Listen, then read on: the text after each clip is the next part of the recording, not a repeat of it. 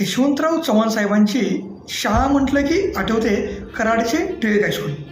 पण त्याआधी किती शाळेत गेले बाल यशवंतराव साहेबांची पहिली शाळा नेमकी कोणती हे जाणून घेऊया समजून घेतानाच्या या भागात. बाल यशवंतरावांची पहिली शाळा ही आजोळातीलच म्हणजे देवराष्ट्रमधीलच होती. अगदी 2-3 खोल्यांची अशी ही शाळा. या शाळेत पहिला श्रीगणेशा बाल यशवंतरावांनी गिरवला. त्यावेळी बंडू गोवंडे हे त्याच गावातील शिक्षक त्यांना होते.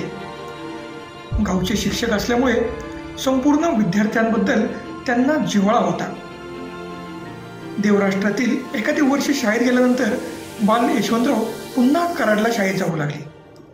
बुधवार दिनांक 15 मे 1918 ते शनिवार दिनांक 31 मे 1924 पर्यंत कराडमधील शाळा क्रमांक 1 आणि 4 मध्ये 1ली ते 6वी पर्यंतचे त्यांनी शिक्षण पूर्ण केले.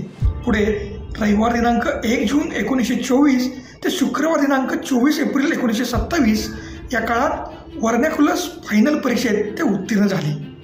त्यानंतर पुढे मॅट्रिकचे शिक्षण कराडमधील टिळक हायस्कूल येथे त्यांनी पूर्ण केले. पुढील महाविद्यालयीन शिक्षणाचा प्रवास देखील आपण पाहणार आहोत. परंतु या शालेय जीवनात त्यांना पहिली अटक झाली. ती का झाली, कशामुळे झाली हे आपण पुढील भागात पाहू. तोपर्यंत धन्यवाद.